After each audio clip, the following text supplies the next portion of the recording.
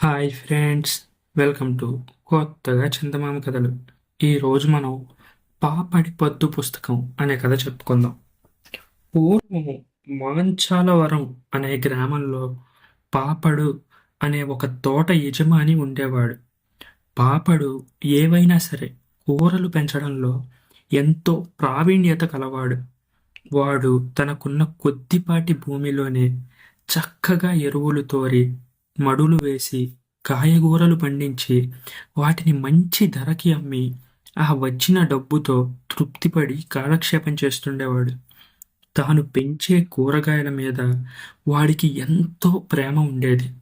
ఎంత ప్రేమ అంటే తనకు నచ్చిన పెద్ద పెద్ద గుమ్మడికాయలు మొదలైన వాటికి వాడు ముద్దు పేర్లు కూడా పెట్టుకునేవాడు. అదే గ్రామంలో గవరన్న అనే మరొక తోట యజమాని కూడా ఉండేవాడు. పాపడి పొలం కంటే గవరన్న పొలం చాలా పెద్దది కూడా. కానీ గవరన్నకు ఎంతసేపు ఎలా డబ్బు సంపాదించాలి అనే కోరిక తప్ప కూరలు పెంచడంలో కొంచెం కూడా ఎటువంటి తెలివితేటలు కానీ ఓపిక కానీ లేదు. పాపడి కూరలకు వచ్చే ధర గవరన్నకు ఏనాడు పలికేది కాదు.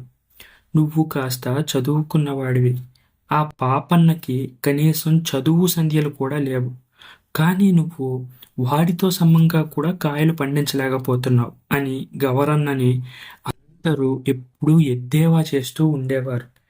ఆ సంవత్సరం పాపడు అత్యద్భుతమైన మంచి గుమ్మడికాయలను పండించాడు. అంత పెద్ద పెద్ద గుమ్మడికాయలని ఎవ్వరూ ఎన్నడూ చూసి కూడా ఉండలేదు. దీంతో పాపడి ఆనందానికి అంతు లేకుండా పోయింది. ఎంతో ప్రేమతో వాడు ఆ గుమ్మడికాయలకు ఐరావతం, పానకం బిందె, మహాలక్ష్మి, పెద్దక్క, బంగారం అంటూ రకరకాలుగా పేర్లు పెట్టుకున్నాడు. ఆ సంవత్సరం ఇటువంటి పెద్ద కాయలు 40 దాకా పాపడి పాదులకు కాశాయి. రేపు సంత అనగా పాపడు తన తోటకు వెళ్ళి ఏ ఏ కొబ్బరికాయలను కోసి తీసుకుపోవాలో గుర్తుపెట్టుకొని తెల్లవారుతూనే బండితో సహా రావడానికి నిర్ణయించుకొని ఇంటికి వెళ్ళాడు. ఆ రాత్రి పాపడికి నిద్ర పట్టలేదు. ఆ కాయలను తన చేతుల మీదుగా సంతలో అమ్మడం అంటే కనీ పెంచిన కూతుళ్లను అత్తవారింటికి పంపించడమే అని అనిపించింది వాడికి. మర్నాడు తెల్లవారుతూనే లేచి బండి కట్టుకొని పాపడు తోటకి వెళ్ళాడు. గుమ్మడి పాదుల మధ్యకు వెళ్ళేసరికి పాపం వాడి గుండె గుబుక్కుమన్నది. పెద్ద పెద్ద గుమ్మడికాయలన్నిటినీ ఎవరో కోసుకు వెళ్ళిపోయారు. పాపడికి మతిపోయినట్లయింది. పిచ్చివాడిలాగా పాదుల మధ్య చాలాసేపు తిరిగాడు. తన గుమ్మడికాయలను కాజేసిన వారిని తిట్టుకున్నాడు. అంతలోనే పాపడికి ఒక బ్రహ్మాండమైన ఆలోచన వచ్చింది. ఒకటి కాదు, రెండు కాదు, ఏకంగా 40 పెద్ద గుమ్మడికాయలు. అన్ని కాయలు ఎక్కడికి పోతాయి? పోతే సంతకే పోవాలి. వాటిని మాత్రం తాను ఎక్కడున్నా గుర్తుపట్టగలడు. ఈ ఆలోచన వచ్చిన వెంటనే పాపడు బండెక్కి సంతకు బయలుదేరాడు. 1 గంటలో అక్కడికి చేరి కాయగూరల దుకాణాలన్నీ చూడడం ప్రారంభించాడు. ఒక దుకాణంలో వాడికి తన గుమ్మడికాయలన్నీ ఒక్క కుప్పలోనే కనిపించాయి. పాపడు చప్పున దుకాణం వాడి దగ్గరికి వెళ్ళాడు. ఇదేం పనయ్యా నీకు? ఎందుకు ఇంత దొంగ పని చేశావు? నా గుమ్మడికాయలు కాజేసి నీ కుట్లో అమ్మకానికి పెట్టుకుంటావా అని అన్నాడు. ఆ దుకాణం వాడు నిర్ఘాంతపోయాడు. వీటిని నేను దొంగతనం చేయలేదు. మీ ఊరి గవరన్న ఈ పూటే నాకివి అమ్మి 10 రూపాయలు పట్టుకెళ్ళాడు అన్నాడు. గవరన్న ఇంకా తిరిగి పోలేదు. అవతల ఇంకో అంగడిలో ఉన్నాడు అని పక్కనున్న వాళ్ళెవరో చెప్పారు. పాపడు వెంటనే సంతలో ఉండే అధికారింటికి వెళ్ళాడు. గవరన్న తన గుమ్మడికాయలు తెచ్చి సంతలో అమ్మేశాడని ఫిర్యాదు చేశాడు. గవరన్నని నలుగురూ కలిసి దుకాణానికి తెచ్చారు. ఈ గుమ్మడికాయలు నీవే అని నీకెలా తెలుసు అని ఆ అధికారి పాపడిని అడిగాడు. నాకు తెలియకపోవడం ఏంటి? నేను పెంచినయ్యాగా.